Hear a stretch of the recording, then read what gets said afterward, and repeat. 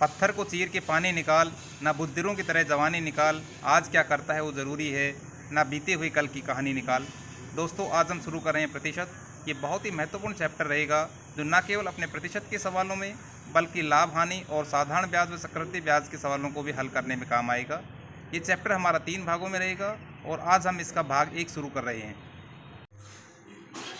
प्रतिशत एक बहुत ही इम्पोर्टेंट टॉपिक है और जो न केवल प्रतिशत के सवालों में बल्कि आय व्यय बचत, संभावना, प्रायिकता, लाभ हानि, साधारण ब्याज, चक्रवृद्धि ब्याज, इस तरह के सभी सवालों में प्रतिशत की अवधारणा का प्रयोग किया जाता है। आज हम प्रतिशत को पढ़ते वक्त जो बातें इसमें हम कवर करेंगे वो रहेगी प्रतिशत की अवधारणा, भिन्नों को प्रतिशत में बदलना, दशमलव भिन्न को प्रतिशत में बदलना, प्रतिशत को साधारण भिन्न या दशमलव में बदलना, प्रतिशतता से संख्या ज्ञात करना, अनुपातों से प्रतिशत ज्ञात करना, बढ़त या घटत प्रतिशत के रूप में ज्ञात करना, बट्टा या कमीशन ज्ञात करना, बिक्री कर जीएसटी की गणना करना।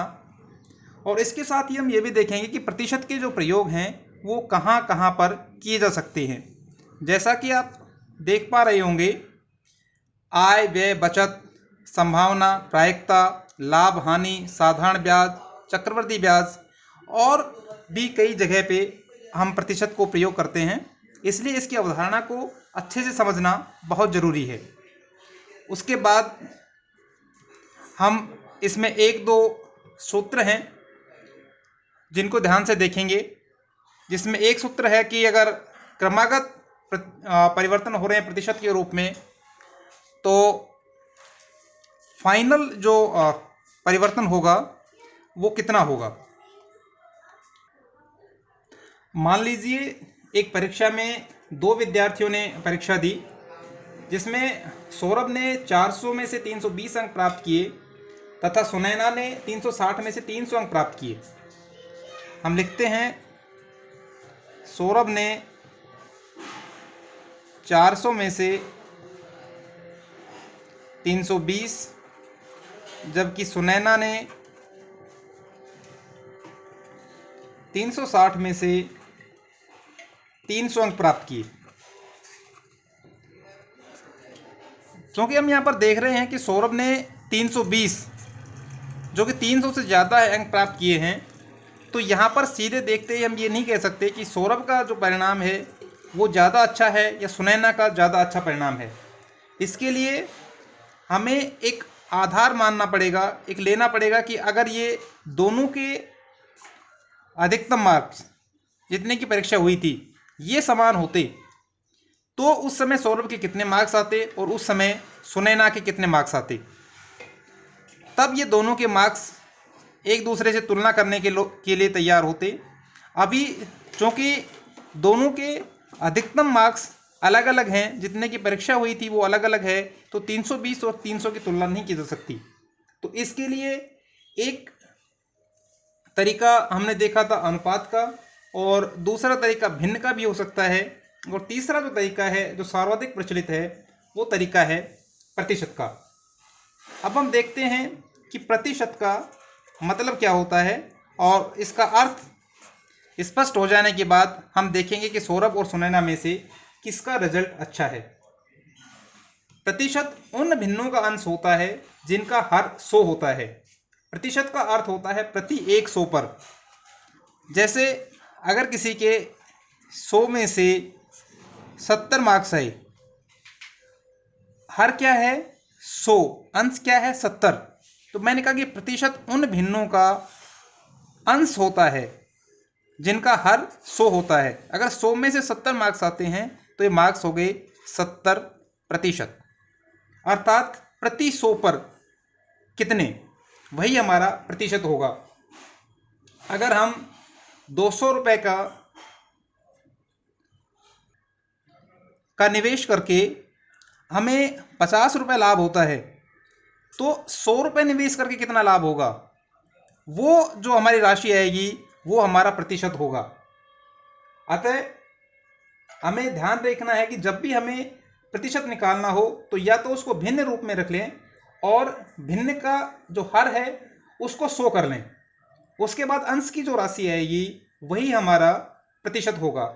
या दूसरा तरीका जो है वो एक एक नियम से हो सकता है। पहले हम ये देख लें कि 1 पर कितना, और उसके बाद गणना कर लें कि 100 पर कितना, और 100 पर जो वैल्यू आएगी वही हमारा प्रतिशत होगा। अब इन सवालों में हम इन दोनों तरीकों से करके देखते हैं। पहले मैं आपको दिखाता हूं इसमें एक एक नियम का प्रयोग करके, एक एक नियम के प्रयोग से। क्योंकि सौरभ ने 400 में से 320 अंक लिए हैं और हमें निकालना है कि 100 में से कितने अंक आएंगे। तो जो अंक आएंगे या आए हैं वो लिखेंगे इधर, और कुल अंक जो हैं वो लिखेंगे इधर, जैसा कि हम एक एक नियम की अवधारणा में देख चुके हैं। तो ये दिया कि अगर कुल अंक 400 हैं, ये हमें दिया हुआ है 400 अगर कुल अंक हैं तो अंक आए हैं 320। एक एक नियम के हिसाब से हम निकालेंगे कि अगर कुल अंक 1 होगा तो अंक कितने आएंगे, 320 बटे 400। और अगर कुल अंक 100 हो तो कितने अंक आएंगे, 320 बटे 400 गुणा 100। 100 जीरो से जीरो कट जाएगा, जीरो से जीरो कट जाएगा, और ये 4 8 32 80, अर्थात 100 में से 80 अंक आएंगे। 100 में से 80 का मतलब हो गया 80%। इसी तरह से हम सुनैना का कैलकुलेट करते हैं। सुनैना के कुल अंक प्राप्तांक, कुल अंक जब 360 हैं तो सुनैना के प्राप्तांक हैं 300। हमने यूनिटरी मेथड एक एक नियम में देखा था कि जो निकालना होता है उसको हम बाद में लिखते हैं, इसलिए यहाँ पर निकालना अपने को प्राप्तांक है 100 में से। तो 360 अगर कुल अंक है तो प्राप्तांक 300, अगर एक कुल अंक है तो प्राप्तांक होगा 300 बटे 360। एक जो कि 360 से कम है इसलिए यहाँ पर भाग होगा, और अगर 100 में निकालना पड़े, 100 क्योंकि एक से ज़्यादा है तो यहाँ पर गुणा होगा। 100 अगर कुल अंक है तो प्राप्तांक होगा 300 बटे 360 गुणा 100। जीरो से जीरो कट जाएगा, यहाँ पर हम देखेंगे 2 से कट जाएगा 5 और 18, यहाँ 2 से कट जाएगा 150, 9 आ जाएगा यहाँ पर, और ये 15 5 75 750 बटे 9 बराबर 9 8 72 बचे 3 0 9 3 27 सही 1/3%। इस तरह से हम देखते हैं कि सौरभ के 80% अंक हैं और सुनैना के 83 सही 1/3% अंक हैं, इसलिए सुनैना का जो परिणाम है वो बेटर परिणाम है सौरभ के परिणाम से। अब हम दूसरा तरीका जो मैं आपको बता रहा था कि हम इसको इस तरह से भी कर सकते हैं कि इसको भिन्न रूप में लिख लें और भिन्न का मान हम 100 कर दें। जैसे हम देखते हैं कि सौरभ का जो स्कोर है वो है 320, कितने में से, 400 में से। यहाँ पर अगर मैं भिन्न में हर का मान 100 करूँ, इसके लिए 4 का भाग देना होगा, और जब किसी भिन्न में अंश और हर में समान संख्या से गुणा या भाग दिया जाता है तो भिन्न का मान नहीं बदलता है, तो मैं दोनों तरफ 4 का भाग दे देता हूँ। 320 में 4 का भाग दूंगा तो 80, और 400 में 4 का भाग दूंगा तो 100। यहाँ पर मेरा जो हर है वो 100 आ गया है, इसलिए प्रतिशत हो गया 80%। इसी तरीके से जब मैं सुनैना की बात करता हूँ तो सुनैना का स्कोर है 360 में से, और जब अगर मेरे को यहाँ पर 100 करना है तो सबसे अच्छा क्या रहता है कि आप इसको ऊपर और नीचे दोनों तरफ 100 से गुणा कर दीजिए। तो यहाँ पर मेरा हर जो है वो 100 आ गया, और बाकी पूरा जो है उसको हल कर लीजिए। और जब इसको हमने हल किया, यहाँ पर हमने हल अभी किया था इस चीज़ को, तो ये मेरा जो है आ जाता है 83 सही 1/3/100। तो ये मेरा एक भिन्न आ गया जिसका हर 100 है, और अगर हर 100 होगा तो उसको मैं प्रतिशत के रूप में बोल सकता हूँ, और ये मेरा हो जाएगा 83 सही 1/3%।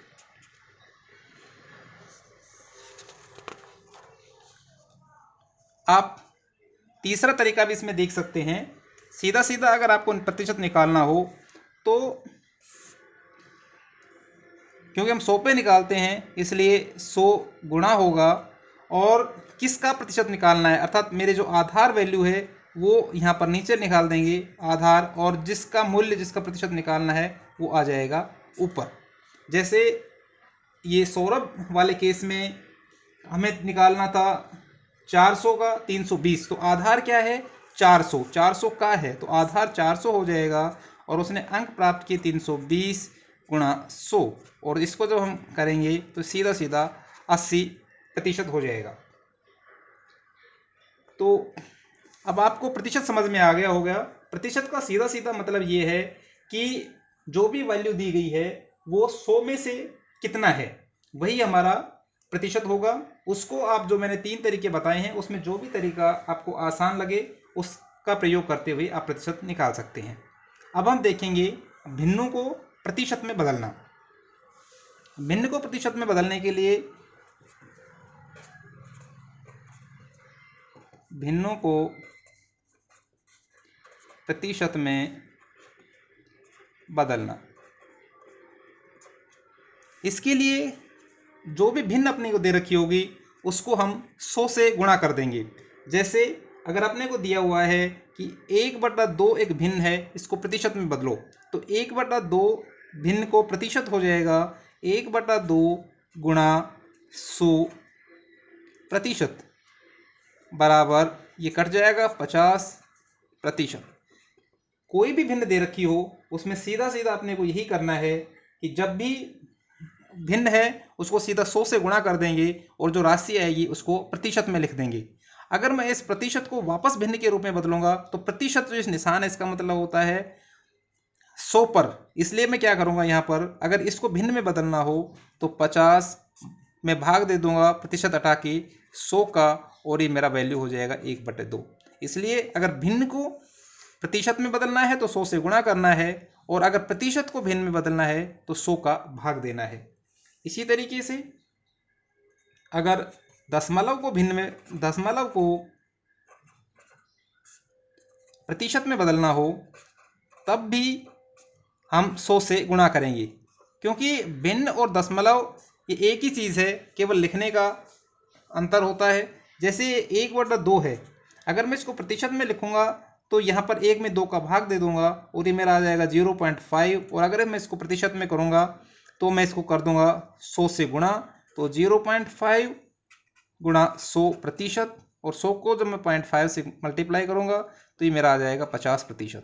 अर्थात दशमलव को प्रतिशत में बदलने के लिए भी हमें 100 से गुणा करना है। अगला बात आती है कि प्रतिशत को साधारण भिन्न या दशमलव भिन्न में कैसे बदलें।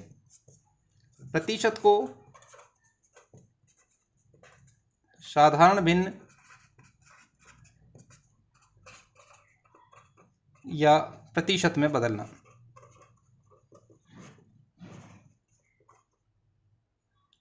या दशमलव में बदलना। अगर प्रतिशत में कोई वैल्यू दे रखी है और उसको साधारण भिन्न या दशमलव में अगर बदलना हो तो हम सीधा सीधा 100 से भाग दे देते हैं। अगर प्रतिशत मेरा दे रखा है 25%, इसका अर्थ होगा 25/100 बराबर 1/4। ये मेरी साधारण भिन्न आ गई।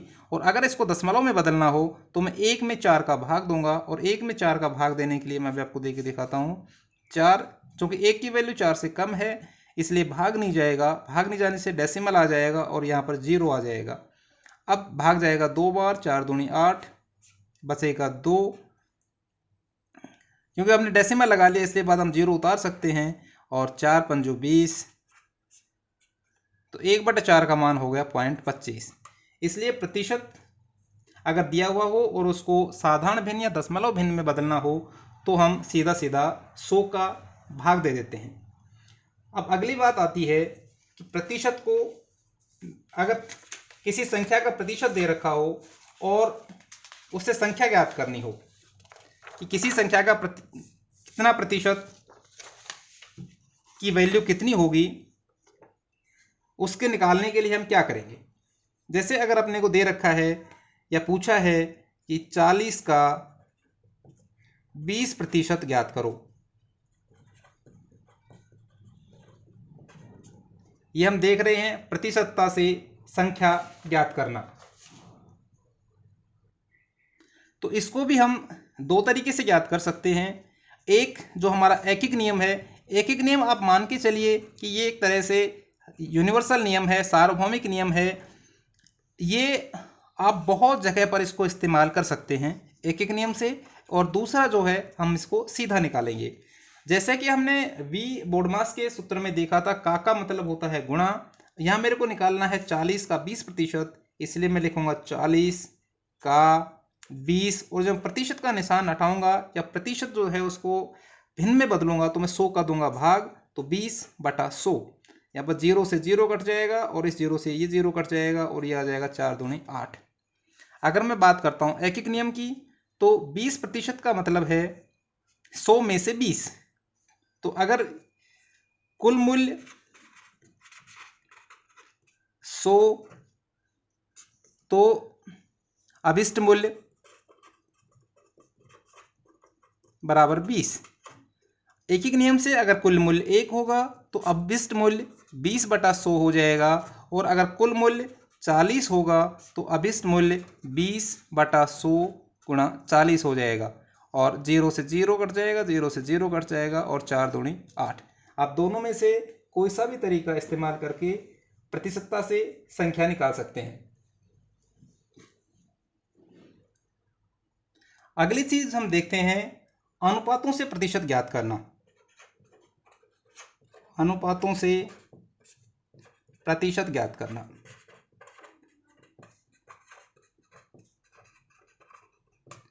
इसके लिए जो हम करेंगे वो इस तरह से होगा। मान लो कि किसी मिश्रण में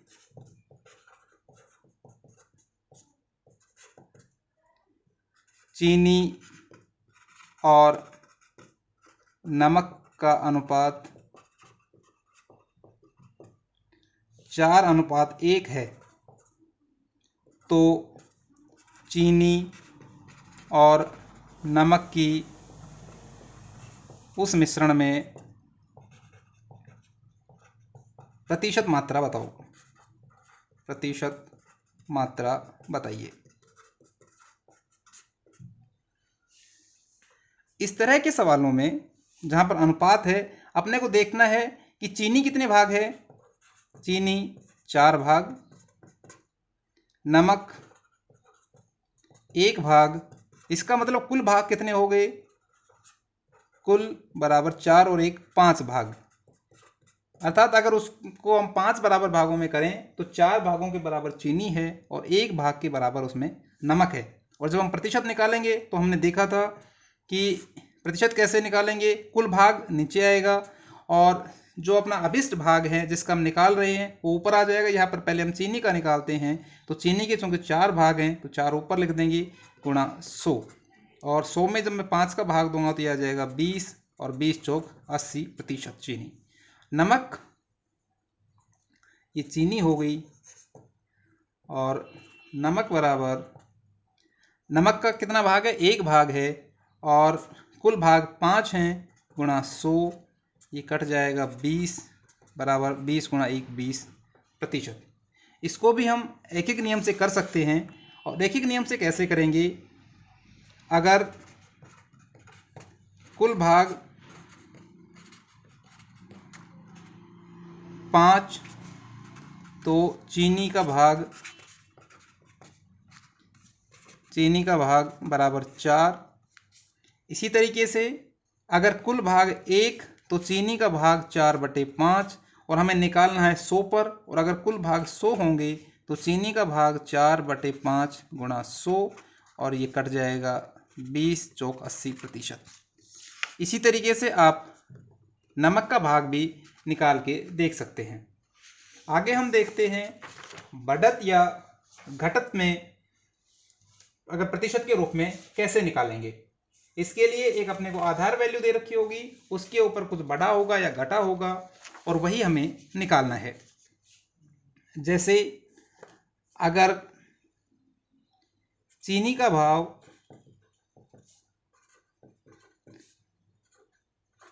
40 रुपये प्रति किलो है, यह 2 माह बाद 44 रुपये प्रति किलो हो जाता है। तो चीनी के भाव में हुई वृद्धि का प्रतिशत निकालो।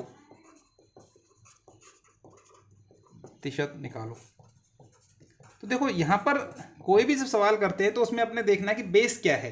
बेस अपना यहाँ पर था 40 रुपये और 40 से अब अपने को निकालना है कि 100 पर कितना। तो यहाँ पर प्रारंभ में भाव 40, वृद्धि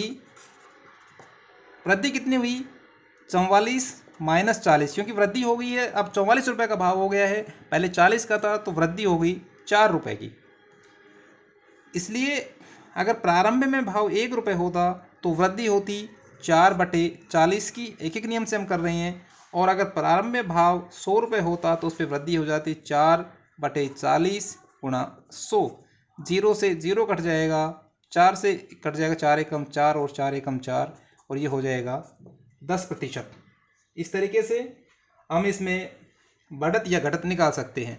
अगर घटत होगी, कमी होगी तो हम कमी कर देंगे, और अगर बढ़ावा होगा तो बढ़ावा कर देंगे। अगर एक एक नियम से ना करना हो तो हम सीधा इसमें सूत्र भी लगा सकते हैं, और सूत्र होगा हमारा वृद्धि या कमी बटे प्रारंभिक मूल्य गुणा 100। और चूंकि इस केस में हम देखते हैं वृद्धि कितनी है, तो वृद्धि के लिए वर्तमान भाव माइनस प्रारंभिक भाव बटे प्रारंभिक भाव गुणा 100। 44 माइनस 40 बराबर 4, 4/40 गुणा 100। 0 से 0 कट जाएगा, 4 एकम 4, 4 एकम 4, और ये हो जाएगा 10%। इसलिए ये जो सूत्र मैंने आपको बताया है, इस सूत्र को आप नोट कर लीजिए अपने नोटबुक में। इस सूत्र से सीधा निकाल सकते हैं, और अगर सूत्र ध्यान में ना आए तो एक एक नियम से भी इस सवाल को ज्ञात किया जा सकता है। इसी प्रकार से अगर हमें बट्टा या कमीशन ज्ञात करना हो, वो भी ज्ञात कर सकते हैं। जैसे अगर कोई दुकानदार बोलता है कि वो 20% का डिस्काउंट दे रहा है, 20% का डिस्काउंट अर्थात बट्टा, और अंकित मूल्य 500 हो, तो बट्टे की राशि कितनी होगी, या वो हमें कितना डिस्काउंट देगा। अर्थात हमें अंकित मूल्य 500 के ऊपर 20% का बट्टा निकालना है। तो क्या निकालना होगा हमें, 500 का 20%, अर्थात 500 का मतलब गुणा, 20% का मतलब बटे 100। 2 0 से 2 0 कट जाएगा, 5 दूनी 10, 100 रुपये, अर्थात हमें 100 रुपये का बट्टा मिलेगा। इसी तरीके से हम बिक्री कर जीएसटी की गणना कर सकते हैं। अब मैं आपको ये बताना चाह रहा हूं कि कुछ भिन्न है, जिसको प्रतिशत के रूप में और प्रतिशतों को भिन्न के रूप में अगर हम सीधा याद रखेंगे तो सवाल करने में हमें थोड़ी जल्दी में हमारे सवाल हो जाएंगे और समय की बचत होगी, क्योंकि परीक्षा में हर एक सेकंड महत्वपूर्ण होता है। इसलिए अच्छा रहेगा कि कुछ प्रतिशत का भिन्न रूप और कुछ भिन्न का प्रतिशत रूप हमें कंठस्थ रहे। जैसे 10% है, अगर मैं इसको भिन्न में बदलता हूँ तो जब प्रतिशत हटाऊँगा तो 100 का भाग दे दूंगा 10/100, और 0 से 0 घट जाएगा 1/10, अर्थात 1/10 जो भिन्न है उसका मान है 10%। उसके बाद मैं देखता हूँ 20%, ऐसे ये हो जाएगा 20/100, और 0 से 0 कट जाएगा, ये हो जाएगा 2/10 बराबर 1/5।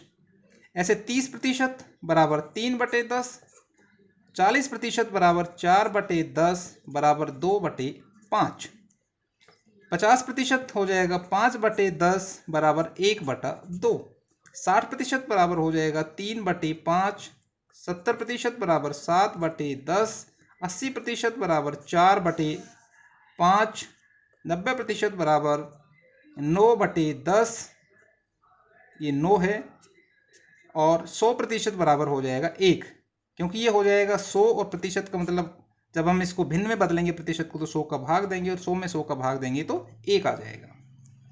कुछ और भिन्न देखते हैं। 100% बराबर 100/100 बराबर 1, 50% बराबर 100, 50/100 बराबर 1/2, 25% बराबर 25/100 बराबर 1/4, और 12.5% बराबर 12.5/100 बराबर 1/8। इसी तरह से अगर मैं 33 से 1/3% को निकालूं तो ये हो जाएगा 33×99 और एक 100/3%, और जब प्रतिशत को हटाऊंगा तो 100 का भाग दे दूंगा, अर्थात 100/3 गुणा 1/100, 100 से 100 कट जाएगा बराबर 1/3%।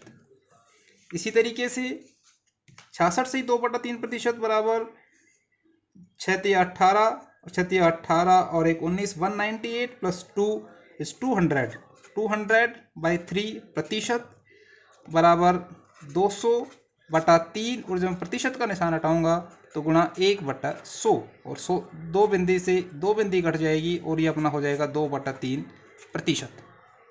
इसी तरीके से 14 से 2/7% बराबर 14×7 = 98 और 200/7% बराबर 100/7 गुणा 1/100 बराबर 1/7, और ये हो जाएगा 200/7% बराबर 200/7 गुणा 1/100 बराबर 2/7। हालांकि यहाँ पर हमने देख लिया है कि प्रतिशत को भिन्न में कैसे बदलते हैं, और हमें अगर ये कंठस्थ याद ना रहे तब भी अपना जो क्वेश्चन होगा वो हल हो जाएगा, क्योंकि जब जैसे 40% उसने लिखा है तो मैं 40/100 कर दूंगा और उसका मान भी 2/5 ही आएगा। लेकिन ये अच्छा रहेगा कि हमें इसका सीधा भिन्न रूप पता हो, क्योंकि उसमें हमारे 1 या 2 जो प्रीशियस सेकंड रहेंगे वो बच सकते हैं। जैसा कि हम करते आए हैं, जब हम सवालों को हल करते हैं, कोई भी प्रश्नावली लेते हैं, तो उसमें सबसे पहले हम उससे रिलेटेड जो कॉन्सेप्ट होते हैं उन कॉन्सेप्ट्स को पढ़ते हैं, और उसके बाद उससे संबंधित जो विविध प्रकार के प्रश्न बन सकते हैं उन प्रश्नों को हल करते हैं, तथा उसके बाद पटवार परीक्षा में जो प्रश्न पूछे गए हैं उनको हल करते हैं। तो अभी हम इसमें कॉन्सेप्ट पढ़ रहे हैं, कॉन्सेप्ट पढ़ने के बाद विविध प्रकार के प्रश्न पढ़ेंगे और फिर जो पटवार के क्वेश्चन होंगे उनको करेंगे। यहाँ पर मैं आपको 1-2 सूत्र हैं वो लिखवा देता हूँ, उनको आप अच्छे से याद कर लेना। एक सूत्र है, जब क्रमागत प्रतिशत परिवर्तन हो तो अंतिम जो प्रतिशत परिवर्तन होगा वो कितना होगा।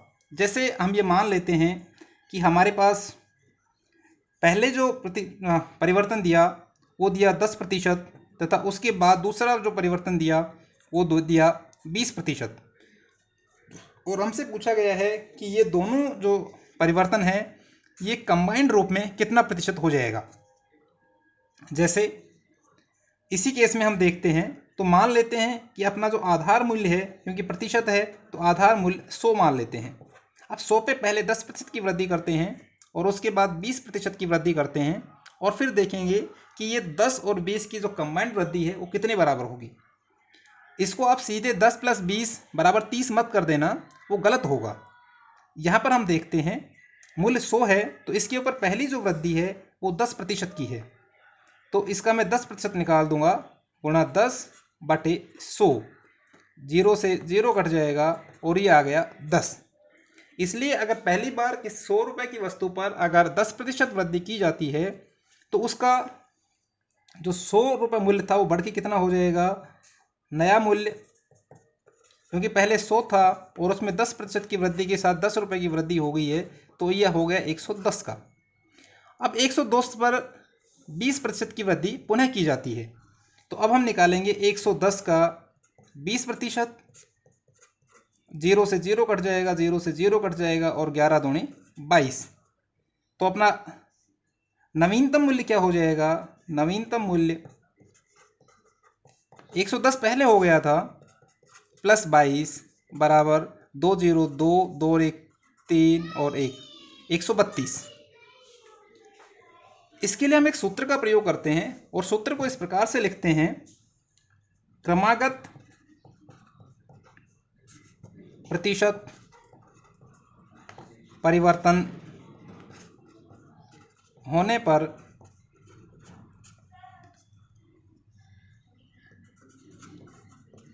कुल वृद्धि कितनी होगी, उसके हम लिखते हैं x plus y plus x गुणा वाई बटा 100%। जैसे अपने इसी सवाल में इसको रखते हैं, एक बार जो वृद्धि थी वो 10% की हुई, दोबारा वृद्धि 20% की हुई, तो पहले x की जगह हम लिख देंगे 10, y जो वृद्धि है वो हुई 20 प्लस x 10 गुणा y 20 बटा 100। 0 से 0 कट जाएगा, 0 से 0 कट जाएगा और ये हो जाएगा 10 प्लस 20 प्लस 2 और ये अपना हो जाएगा 10 और 20 30 और 2 32%। यहाँ पर हमने देखा था कि नवीनतम मूल्य 132 आ गया है और ओरिजिनल मूल्य अपना 100 था, तो वृद्धि यहाँ पर भी कितनी थी, 32%। तो इसमें अपने प्रतिशत परिवर्तन जो है वो इस सूत्र से आ जाते हैं। यहाँ ध्यान रखें कि अगर कमी है तो उसकी जगह माइनस का निशान लगा देंगे और वृद्धि है तो प्लस का निशान लगा देंगे। इसलिए हम यहाँ पर x की जगह प्लस और माइनस लिख सकते हैं, y के साथ भी प्लस माइनस लिख सकते हैं और x y के साथ भी प्लस माइनस लिख सकते हैं। इसका मतलब ये हुआ कि जहाँ जहाँ वृद्धि होगी वहाँ प्लस का प्रयोग करेंगे और जहाँ कमी होगी वहाँ माइनस का प्रयोग करेंगे।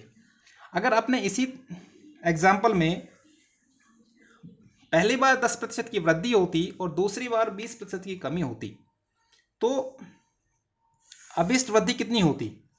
यहाँ पर x की वृद्धि हो रही है तो हम उसको लिख देंगे प्लस 10%। y कितना है, क्योंकि कमी हो रही है इसलिए कमी को दिखाने के लिए माइनस का प्रयोग करेंगे और ये हो जाएगा माइनस 20%।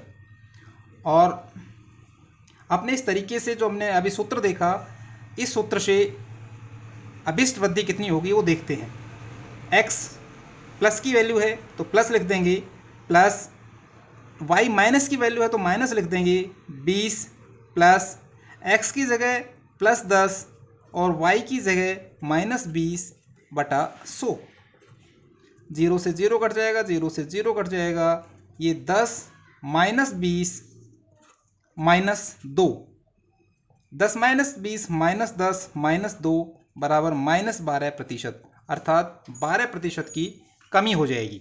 इसलिए इस सूत्र को याद रखें, ये सूत्र बहुत जगह काम आएगा। जैसे किसी शहर की जनसंख्या में लगातार वृद्धि या कमी होने के समय दो क्रमागत डिस्काउंट देने में, जब बट्टा हम देते हैं और बोलते हैं कि उसने किसी दुकानदार ने 2 क्रमागत डिस्काउंट दिए हैं या अंकित मूल्य में वृद्धि करके फिर उसके ऊपर डिस्काउंट दे रहा है, वो सारे के सारे क्रमागत प्रतिशत परिवर्तन हैं और उसमें हम इस सूत्र का प्रयोग करेंगे। और जहाँ पर भी इस तरह के सवाल आएंगे उसमें हम इस सूत्र का प्रयोग करेंगे। तो अब समय है अपने कल के बोनस क्वेश्चन के हल का। सवाल था कि अगर बच्चे के जन्म के समय माता पिता की औसत आयु 24 वर्ष थी तो बच्चे के जन्म के 3 साल बाद तीनों की औसत आयु क्या होगी। देखिए यहाँ पर बच्चे के जन्म के समय केवल माता और पिता की औसत आयु दी हुई है। इसका मतलब उस समय माता प्लस पिता की औसत आयु बराबर 24 वर्ष थी। हम जानते हैं कि जो औसत का अपना फार्मूला होता है वो होता है कुल योग बटे संख्या। तो यहाँ पर औसत अपना 24 है, कुल योग हम यहाँ पर निकाल लेते हैं और संख्या के माता और पिता 2 हैं तो माता और पिता की जो आयु का योग है वो हो जाएगा बच्चे के जन्म के समय माता प्लस पिता की आयु का योग बराबर 24 गुणा 2 बराबर 48।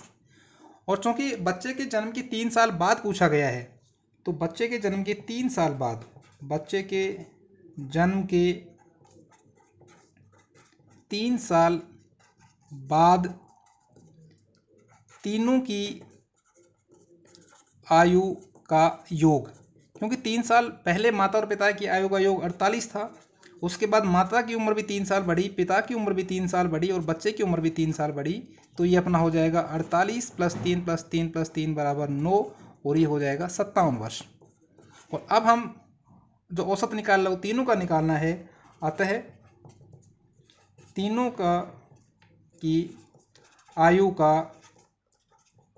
औसत बराबर 57/3 बराबर 3 एकम 3 और 9 3 27 19 वर्ष। और आज का बोनस क्वेश्चन है, अगर 1/8 केक का मूल्य 40 रुपये है तो 3/2 केक का मूल्य क्या होगा? इसका हल हम प्रोवाइड करेंगे अगले वीडियो में। आप कमेंट बॉक्स में इसका हल लिखकर भेजें। अगर हमारे वीडियो आपको पसंद आ रहे हों तो वीडियो को लाइक करें, शेयर करें और हमारे चैनल मैथमेटिक्स पर पटवार बाय दिनेश को सब्सक्राइब करें। हंसते रहें, मुस्कुराते रहें और लक्ष्य की तरफ बढ़ते रहें।